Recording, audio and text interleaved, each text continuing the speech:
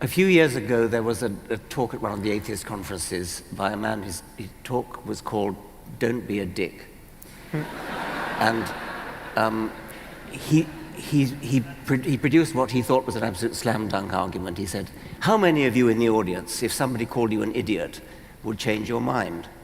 And of course, nobody would. But I felt that was a very unfair tactic, because if I tell somebody he's an idiot, and I don't do quite those words, but if the effect of what I'm saying is that he is an idiot, I admit I'm not going to change his mind. But if there are a lot of other people listening in, say it's a radio audience, I mean, you've probably done, I know you've done things where you're talking to one person who probably is an idiot, and yet you know that there are hundreds, thousands of people in the radio audience listening in. Yep. You haven't changed the mind of the idiot, but you've probably changed the minds of all the other people who are listening at the same time. And so this is...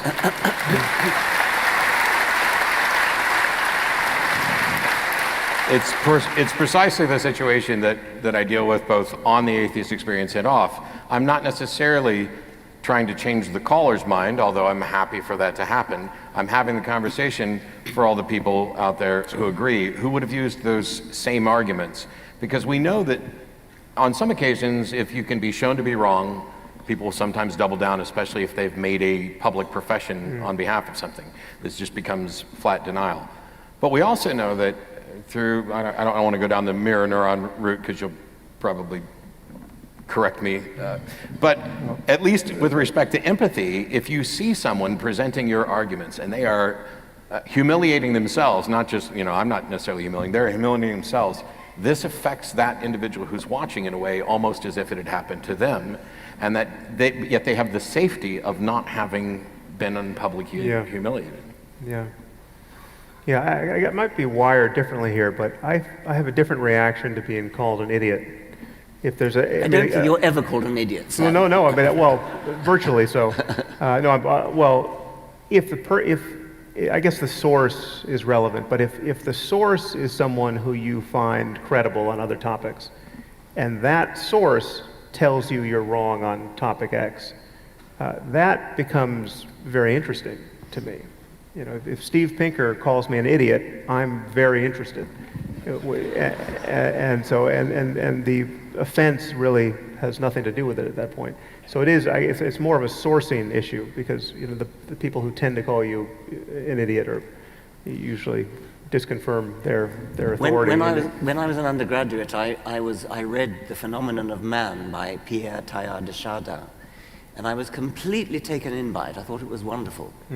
And then I read Peter Medawar Review of this book. Recommend. It's the finest negative book review ever written. Read it. And I finished this review and I said, "I'm an idiot." I was completely fooled by that moment of awakening. I've talked before. It's not so much being wrong that affects people, because you think you're right. So it's not like anything to feel that you're wrong. It's the discovery that you're wrong that is sort of the testament of your character. Because for me, finding out that I was wrong is joyous, not that I was wrong, but that I don't have to continue being wrong. That I've made this actual discovery. And there are people who will write in, will say, "Oh, Matt's wonderful on religion, but terrible on topic X." And without too much exaggeration, I could probably pull up 100 emails, and all of them disagree on what X is. Matt's right about everything except X. I want to get all of them together in a room so they can argue with each other, because every one of those X's is covered by somebody else. You might be wrong about everything. I am. That's compatible with the data. At least I can't show that I'm not. It's interesting psychologically that we all have this experience of being proven wrong, and that's interesting. But I'm more interested in what we do with this sneaking feeling that we might be wrong. I mean, that's psychologically and culturally, that is a far more well-subscribed state of mind, and it's, I think, very consequential. Because, well, obviously, when you're unequivocally wrong, well then, I guess some people manage to ignore this, but there's not a lot to do. I think I just lost. Oh, there we are. There we go. But most of us, most of the time, live with opinions that are not so well vetted, and I think it's good to be skeptical of thoughts that come out of your mouth or hit the page or that you find yourself affirming, which if suddenly a very smart expert in the relevant area stood before you and said, well, have you really thought that through? If you break out into a cold sweat at that point, it's worth sort of calibrating your conviction on those points, I think. I think there's a phrase that I've heard over and over that feeds right into that exact moment. Because theists' arguments, or at least the ones that I deal with on the show frequently, there's almost a script.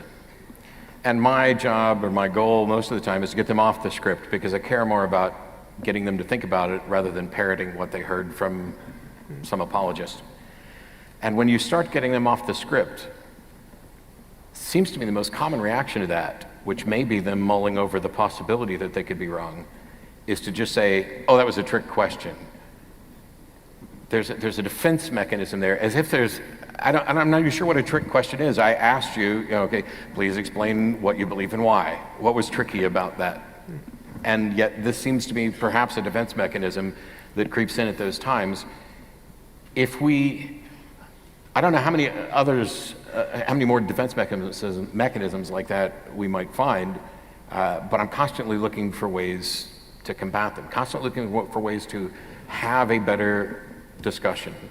Doesn't mean I'm going to have a good discussion with every single person, but if we see these same trends over and over, how do we, or maybe there's no answer, but shouldn't we try to identify those trends in the actual thought processes and attack those perhaps more than the facts surrounding the underlying belief? Yeah, it's more about process than about facts, because the facts change and there's always new ones coming in, and so it's the process by which you are vetting your opinions that I think is crucial. And I think it's useful to ask yourself, and it's useful to ask someone you're arguing with, what would have to be true of the world for you to admit that you're wrong? Yeah. In what sense is your view on this topic falsifiable? And often there's no answer to that. Often there was, especially in the case of religion, you'll get people who actually sign on this dotted line. They'll say, there's absolutely nothing in the world of my experience that could change, that would falsify my belief in Jesus, say. And if that's true, well then that's proof positive that it's actually not based on any engagement with the world of your experience. Although what I'll hear sometimes, the people who will do that have true and unfalsifiable position, but they'll go then to personal experience.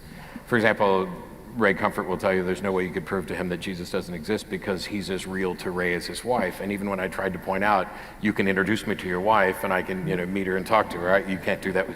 It doesn't phase. And when not to continually use my mother as an example, sorry mom, not that she'll ever frickin' see this.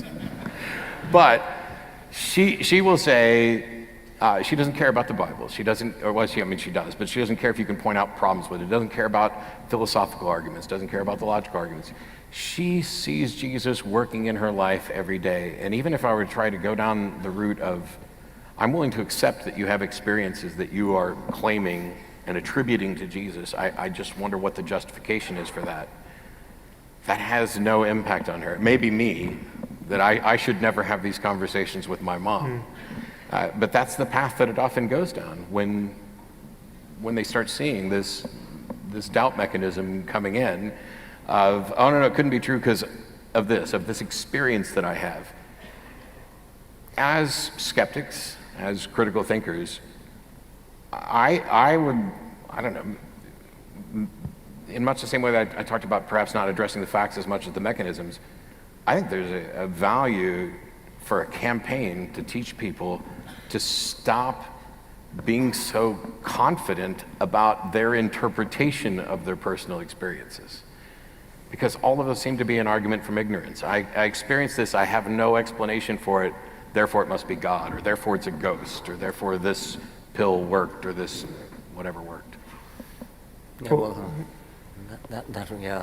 And I think I have to confess that if I'm asked what it would take to falsify my non-belief in God, or what it would take to convince me of anything supernatural, I find it very hard. I used to think it'd be easy. You just God would appear in clouds and chariots of fire and things. Well, that's a start, isn't it? I used to think that, but I mean, I've seen so many good conjuring tricks